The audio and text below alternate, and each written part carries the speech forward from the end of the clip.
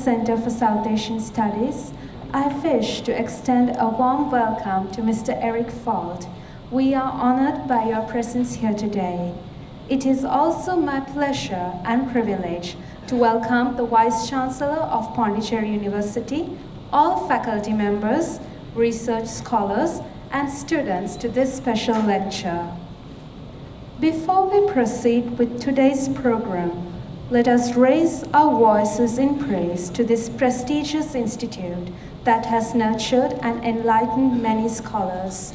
I now invite Professor Gurmeet Singh, the Vice Chancellor of the Pondicherry University, to deliver the welcome address. Good afternoon, friends. I deem it a great honor to welcome one of the finest diplomats, person from New Delhi diplomatic area. He is the director of UNESCO, which is in Delhi, but he looks after India, Bhutan, and other related areas. Mr. Eric Falt is a wonderful administrator. He's been looking after Delhi office for quite some time now, and is a great support to our center here. When I met him, I immediately took chance to invite him here, and his schedule was awfully busy, but then when we scanned, he found there was this 2-hour slot which was available. He was coming here for the Pondicherry Literature Festival, which is tomorrow, and he says he can club this meeting with this particular visit. So I requested him and he readily agreed. So I extend a very warm welcome to him here with a mention of our center. Our center is one of the 4 centers which Ambassador Madanjeet had raised in India. Now I take great pride in telling that out of the 4 centers, our center here is the best functional center, most active, very vibrant, and in terms of academic contribution, number of research papers, number of writings, the books which we have authored here are highest in the country, and that is a sense of probably pride for everybody. So I thought this is one which I must mention to Mr. Falt, that this is one of the very wonderful functional centers in our country. In fact, out of the 4, the best out of the lot. And we regularly invite ambassadors, ministers, members of parliaments, other academic related staff members, senior professors, students from these countries on exchange basis. They come here, study here, and then our students also go to these countries. So there's an excellent exchange program which is on, and this in fact is contributing very richly to the regional development of these countries. Southeast Asian region as such, I've been telling this earlier also, is going to be one which is going to assume great importance in the word peace. There was a time people thought there are only 2 blocks, Russian bloc and American bloc, but then Ambassador Madanjeet was one who said that these blocks all are going to vanish. Middle East will be on boil at one time, and Europe will get united. This is what he predicted 20, 30 years back. And he says Europe will be united. On these similar lines, these countries will also become one, and that is how SAARC came into picture. And what he predicted was that this particular area covering SAARC is going to be one which will play a key role in world peace. And you have all seen over the years, Suez Canal has lost its importance, and Indian Ocean is the one which is becoming the busiest trade route which one can have in the world. This is not only the busiest trade route, the most important trade route now, and that is where the SAARC is assuming greater importance because of the diversity that these countries have, because of the art forms that they have, because of the music that they have. All these are uniting together, and eventually this is going to play a very important role. In fact, Ambassador Madanjeet predicted a lot many other things, that there will be a common currency and a lot more other things on the lines of Europe. But that is a slight far cry at the moment because of the reasons you know. There are some neighbors here who are not very keen on that. But eventually, I feel that what Ambassador Madanjit predicted was very important, and that is the legacy that we are carrying forward, and that is where UNESCO is playing a great role, and they are great support to us. And the person who is heading UNESCO in Delhi is our friend Mr. Eric Falt, who has been kind enough to spare his time to be with us this afternoon. He is going to talk more about it, and I take this great opportunity of extending a very warm welcome here. You can, after the talk, particularly my young friends, students, can always interact with him and clarify all your doubts about SARC and UNESCO. I extend once again welcome to you. Thank you very much for coming, and I'm sure you are in for a good time. Thank you. Thank you, sir. As always, we sincerely appreciate your encouragement and support in these endeavors. In compliance with our rich culture and tradition, we will now felicitate our esteemed guests with the presentation of a shawl. I kindly call upon Professor Gurmeet Singh to felicitate our honored guest, Mr. Eric Falt.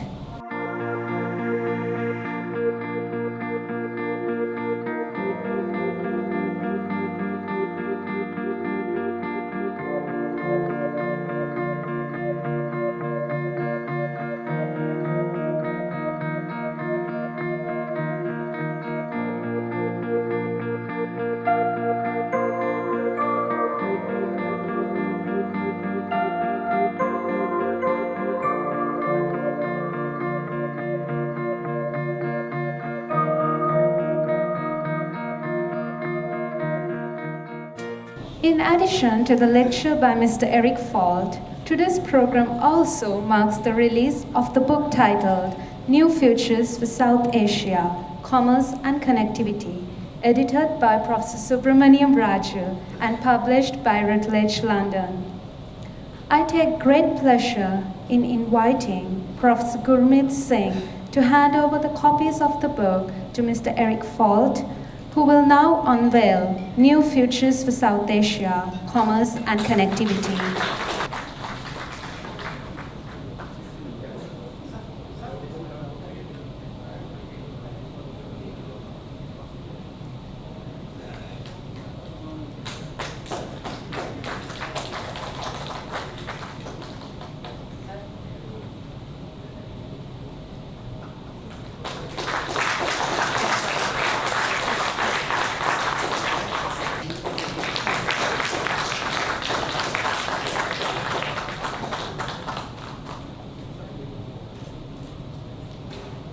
We will now commence with the most important segment of the day's proceedings. It is an honor and privilege to introduce the esteemed speaker of this lecture, Mr. Eric Falt, who is the Director and UNESCO representative for the UNESCO New Delhi office for a region comprising of Bangladesh, Bhutan, India, Nepal, Sri Lanka, and the Maldives. Mr. Falt has spent more than 28 years in the field of diplomacy and international affairs, focusing initially on journalism and communications, and then moving to political affairs and management. He was the Assistant Director General of UNESCO and was in charge of external relations and public information, with the rank of Assistant Secretary General of the United Nations from the years 2010 to 2018. His previous assignments include participation in the Cambodia peace process, involvement in human rights and peacekeeping activities in Haiti, responsibilities in humanitarian programs in Iraq, and overall promotion and development activities for the United Nations in Pakistan. He has also led the global communications effort of the United Nations Environment Programme in Nairobi and the global outreach activities of the United Nations Secretariat in New York. Without further ado, I now hand over the podium to Mr. Eric Falt for his special lecture titled The Futures of Education. Namaste. Dear friends, Professor Gurmeet Singh, Vice Chancellor, Pondicherry University, faculty and staff of the university, and also all the, what I hope you consider yourself the young change makers who are present in the audience today. I'm very pleased to be with you, and I want to thank you, Professor Singh, for inviting me to join you this afternoon. I had the honor of meeting Baranjit Singh several times while in Paris in my previous assignment, and it is certainly with emotion that I'm here today to see how his work and his thinking is being perpetuated and hopefully inspiring students in India and beyond. I'm also very excited to be back in Pondicherry. It's my second visit, and it's always a pleasure to see a city brimming with amazing history and heritage. I hope, like some of your friends here are trying to organize, that it will become a UNESCO World Heritage Site someday. This is a process that takes a lot of time, and I will be involved tomorrow in discussions on this very topic. I really want to focus my talk today on two important themes. First, the future of education and work, and second, the need to acknowledge and remember the past while conceiving the future. And I'm sure that Professor Singh would very much agree with me from this very basic premise. And I want to start by highlighting the importance of the Agenda 2030 and the role that education plays in it. I hope you're all relatively familiar with Agenda 2030. It is the first time in the history of mankind that we have an agenda that has been agreed upon by all countries around the world. It has never happened before. It's a very ambitious agenda, including 17 Sustainable Development Goals. I'm not sure sometimes what level of knowledge there is about the SDGs, but I'm sure here you're already relatively familiar with the SDGs and the 169 targets that are included in this very ambitious agenda adopted in 2015. We are 10 years away from the hoped for completion of Agenda 2030, and there's a lot to be done. This globally shared concern for sustainability that it represents certainly implies a universal agenda which is relevant to all societies, whether they are coming from the global north or the global south. I certainly cannot underestimate this agenda. It is the most important agenda ever agreed upon. And shared values and common policies are the basis for sustainable development and sustainable peace. And I know that this is one of the most important words as I stand here before you in this very building. In addition, the Agenda 2030 is a recognition of 5 critical dimensions which stand at the core of Agenda 2030. We call it sometimes the 5 Ps: people, prosperity, planet, partnership, and peace. The people dimension is often considered, rightly so, the most important because it focuses on ending poverty and hunger, some of the critical sustainable development goals, and ensuring that all human beings can fulfill their potential in dignity and equality, as well as in a healthy environment. Which takes us to the second P, P of planet, which of course highlight the need to protect the planet from degradation, including through sustainable consumption and production, sustainably managing our natural resources, and taking urgent action on climate change. And I'm glad to see younger generations here, because certainly we do hear more and more loudly the cry from the young generations to do better when it comes to protecting the environment, protecting the planet. The third P is the one related to prosperity, which is aimed at ensuring that all human beings can enjoy prosperous and fulfilling lives, and that economic, social, and technological progress occurs in harmony with nature. It takes us back to the previous one. Peace is, of course, a very critical constituent of the Agenda 2030. It promotes the intention to foster peaceful, just, and inclusive societies which are free from fear and violence. There can be no sustainable development without peace, quite obviously, and no peace without sustainable development. And then the last P of the agenda is reserved for partnership, which describes the collective and collaborative approach required to implement the goals and achieve the universal engagement that is essential for the achievement of the SDGs. In older days, some people gave the impression that it is government alone that can provide all of this for its people. I think now there's been a clear realization that it's a responsibility for all of us. Government, civil society obviously has a strong role to play, and more as well, the private sector. And when we talk about the SDGs, it shows that we're going much beyond looking at development and growth only in GDP terms. In a manner of speaking, the 169 targets underpinning the SDGs are 169 very different ways of explaining how no one should be left behind. And if we look at it in other words, we can say that the 17 goals for which indicators exist and monitoring systems are being met, that's also important, form the basis of a new social contract between the world leaders and their people. Again, I just wanted to establish this as the basis for our discussion today, and then move on right away to education. Education is Sustainable Development Goal 4, right? I hope you're following the goals. And that's certainly for UNESCO one of the more important ones. There are numerous targets and indicators that are underpinning SDG 4, but it certainly states that education is both a goal in itself and a means for attaining all the other SDGs. It is not only an integral part of sustainable development, but also a key enabler to it.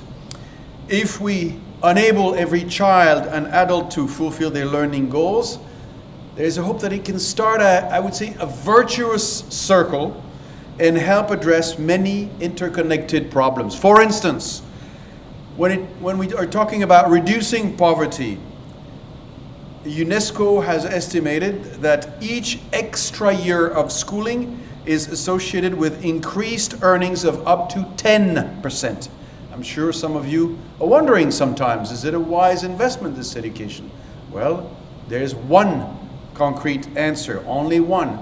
When we're talking about reducing maternal deaths and reducing child mortality, we know that a child born to a mother who can read is estimated to be 50% more likely to live beyond the age of 5. I just want to give you these two examples, these simple facts, because they tell us that education is a foundation for development, and therefore progress in education is a lever for making important gains on all other development indicators, the ones that I was just alluding to for the other SDGs. At UNESCO, we have certainly established that education is the critical element to the achievement of all SDGs. Once we have said that, however, we need to ask ourselves, what is the future of education and learning? Is the relevance, nature, and structure of education the same today compared to what it was 2 or 5 years ago, what it was when I was a student in auditoriums like this one? Certainly, here we have to recognize that education and learning are constantly changing. And there are many reasons for this. With accelerated climate change, the fragility of our planet is becoming more and more apparent. With persistent inequalities in all countries around the world, social fragmentation, and political extremism, we are bringing many societies to a point of crisis. This is true in the South Asia region as it is all over the planet. Advances in digital communication, artificial intelligence, and biotechnology have great potential, but also raise serious ethical and governance concerns.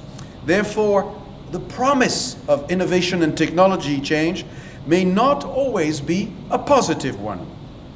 UNESCO has a tradition of re-envisioning education, hence the title proposed for my lecture today, at key historical junctures of societal transformation. This helps in framing the bigger picture questions of the type of society we aspire to create from the perspective of our common humanity, and to explore the implications for how we understand and approach education and learning.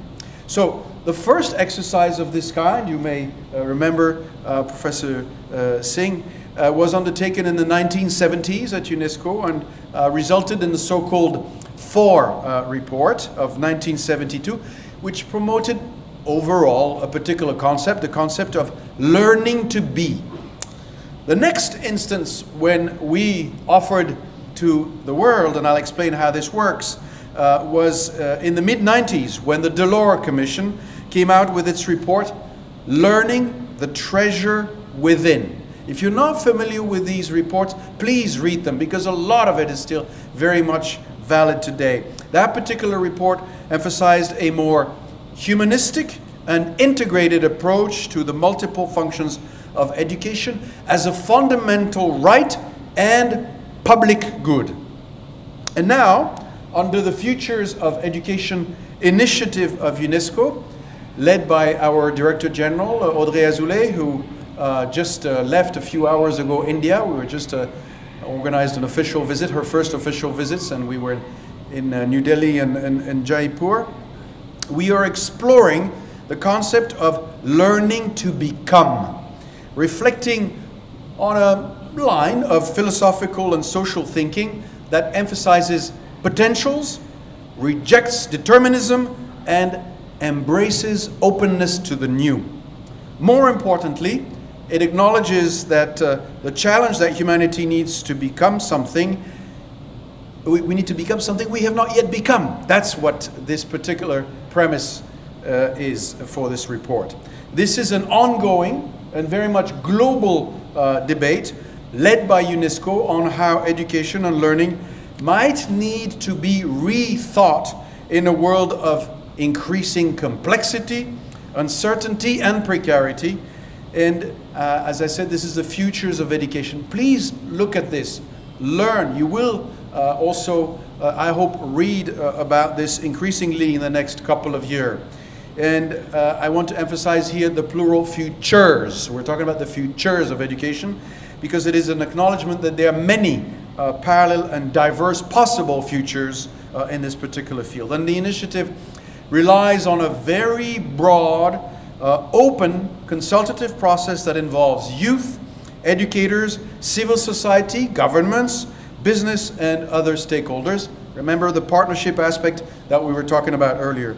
The work is going to be guided by a high-level international commission of thought leaders from diverse fields and different regions of the world.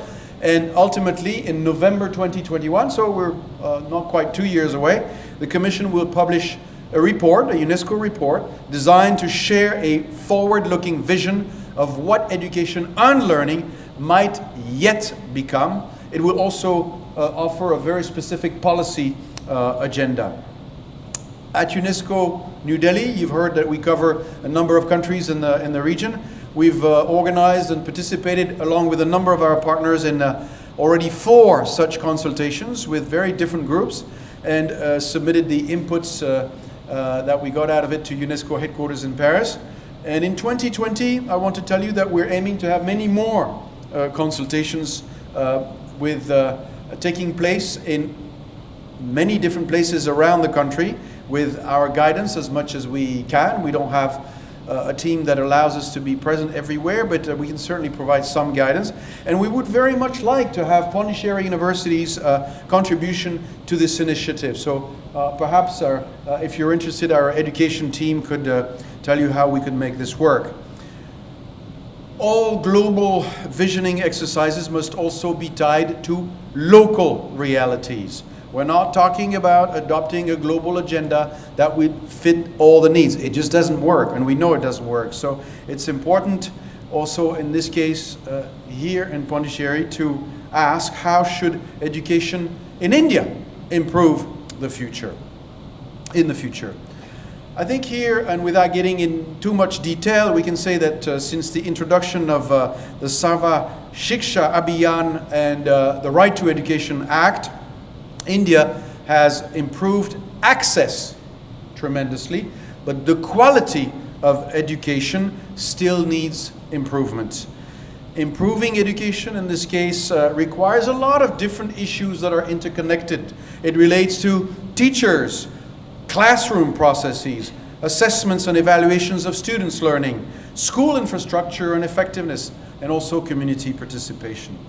Clearly, one important aspect of education is that we must improve upon quality in all its forms.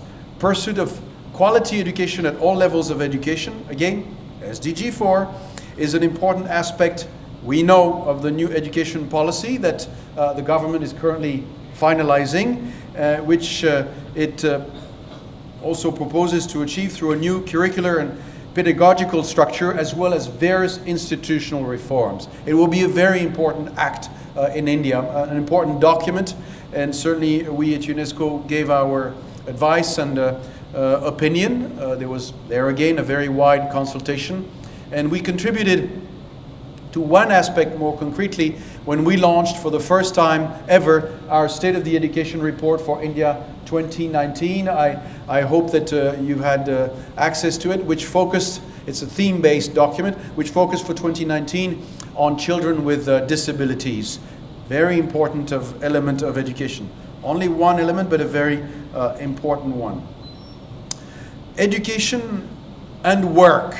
It's also one element of what I would like to tell you today, I believe are inextricably linked, and therefore it is imperative that the future of education is rethought in sync with the future of work.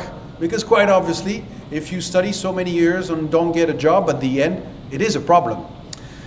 And there is, I don't want to go again too much into details, we don't have the time, but there is, in addition to the futures of education, in parallel, globally, a discussion on the future of work. With the advent of the fourth industrial revolution and the potential for disruptive technologies such as artificial intelligence to change the world of work as we know it, it's also something that we need to look at very, very carefully. Among many factors, therefore, impacting the future of education, the changing nature of work and the workplace is probably the most significant. And here maybe it's useful that I give a couple of figures, because we need to consider what the research tells us. It tells us that by 2030, more than half a generation of young people will actually not have the skills needed for the changing global job market. This means 800 million young people worldwide. And this sits as a daunting backdrop to the fact that nearly 50% of the jobs for which we're training young people today will actually not exist when they enter the workforce. There's an obvious problem there. Humanity has always been remarkably adept at adapting to previous periods of technological change, but to effectively respond to the demands of the fourth industrial revolution, the contribution of our education systems needs to be at the forefront. Future workers, you will need a broad, transferable skill set, fostering creativity, critical thinking, and emotional intelligence, coupled with high digital literacy and also a capacity for innovation and entrepreneurship. This definitely needs to be developed. These are not skills that I was taught a number of years ago, too long ago, in the universities where I went to. And it's still something that we need to look at very carefully when you look at the futures of education. I want to repeat this.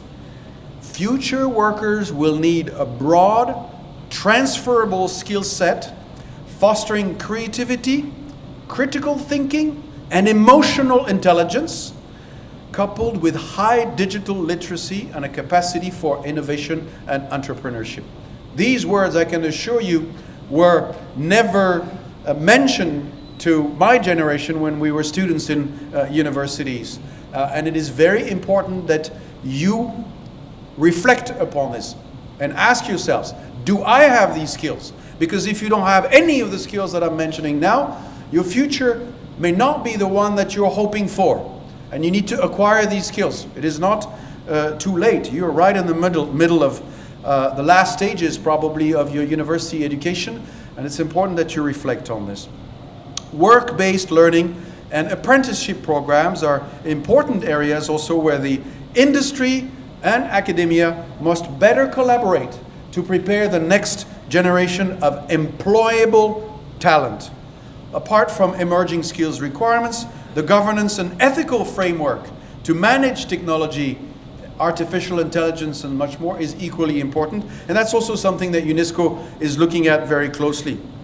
We know that artificial intelligence is undergoing exponential growth and finding new applications in an ever-increasing number of sectors, including sectors where initially when AI was mentioned, nobody would have thought of it, such as security, the environment, education of course, but also health, culture, trade, and so on and so on and so on.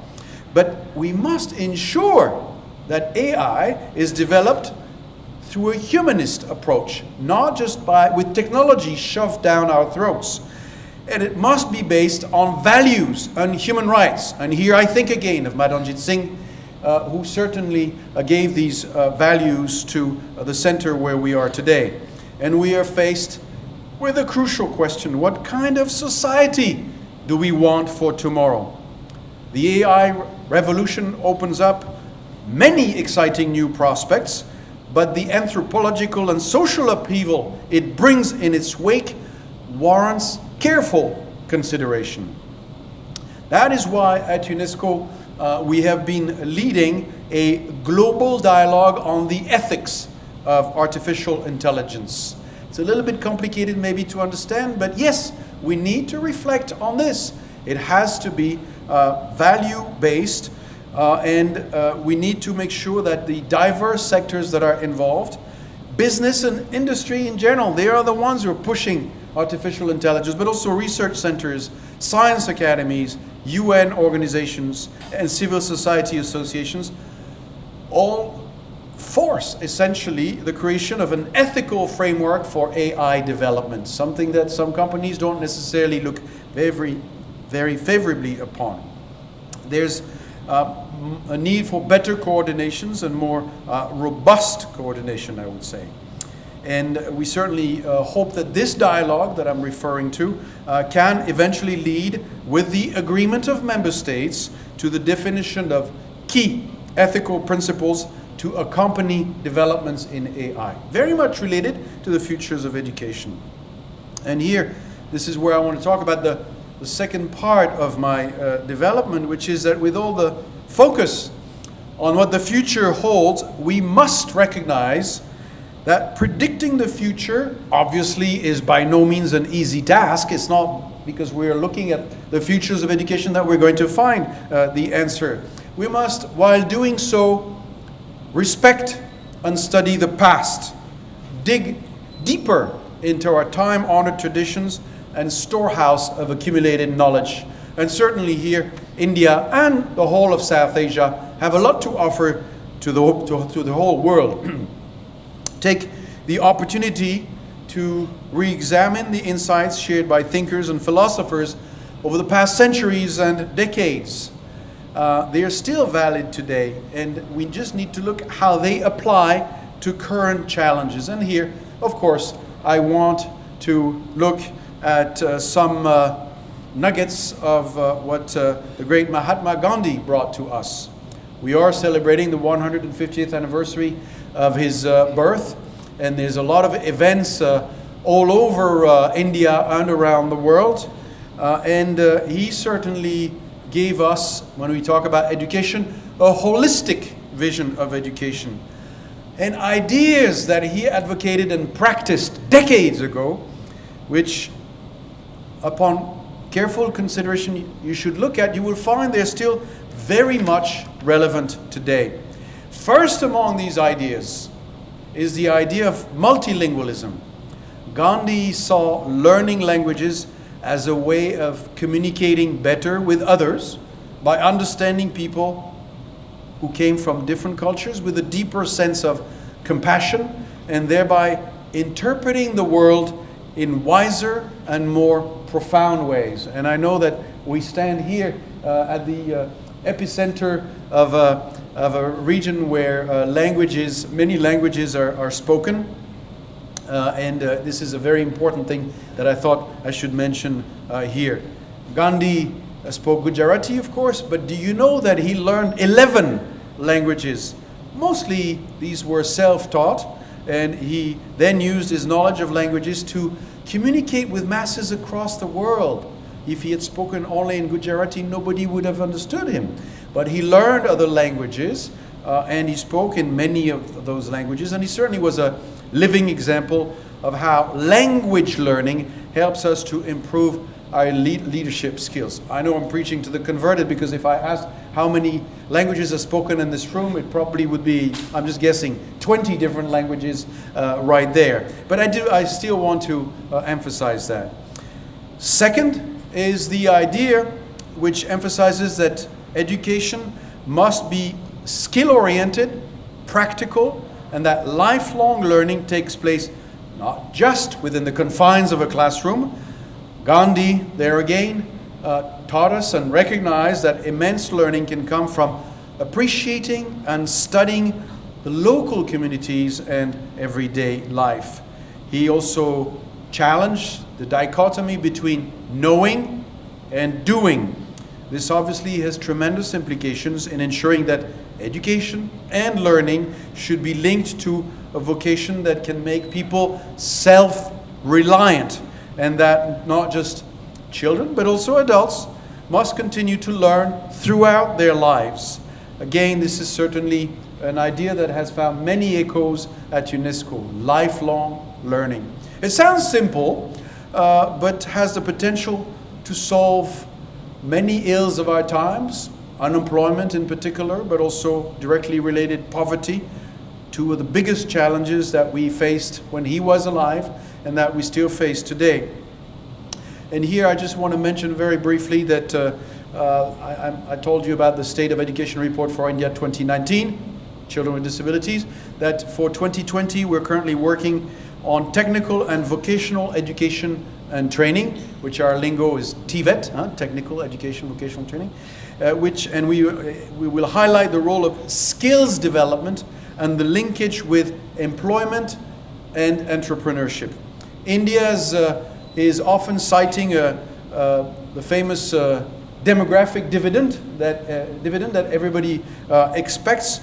The aspirations of its youth and the skill requirements of the growing economy, fast-growing economy, even though, yes, there are also many hindrances, but they all hinge, with such a large youth population, they all hinge on a well-functioning TVET system for achieving the inclusive and equitable growth that will propel the country to the next phase of socio-economic development. And there again, that is true not just in India, but is also valid in other countries in the region. With an in-depth analysis of the current state of technical and vocational training in India, highlighting also a number of practices and recommendations, we hope that our report will be a contribution and will aim to serve as a reference tool for enhancing and influencing the policies and programs related to skills development in India. Going back, and finally, I need to obviously conclude, I wanted to remind you that Mahatma Gandhi emphasized the real purpose of value-based education, which is not just to gain knowledge, but to use the knowledge to give back to society through service. This is also something that has been often forgotten in many parts of society. He believed that higher education should produce experts who are relevant for society's needs, not just selfishly for themselves. The ethical, moral, and spiritual dimensions of value-based education ensure, if we respect them, that we will always put the greater good above self-benefit. Again, I think you see what I'm trying to show here, that we can learn from the past and what some of the great thinkers of the past are telling us, much of which is valid today. And I wish that, and I hope that many of you here today will therefore reflect on the real purpose of education. And as you think about the future, your future, but the future of society at large, that you will try to connect your learning to the needs of the local communities in your immediate environments. Thank you for listening to me for this time, and I hope that you will have a fruitful rest of the afternoon. Thank you.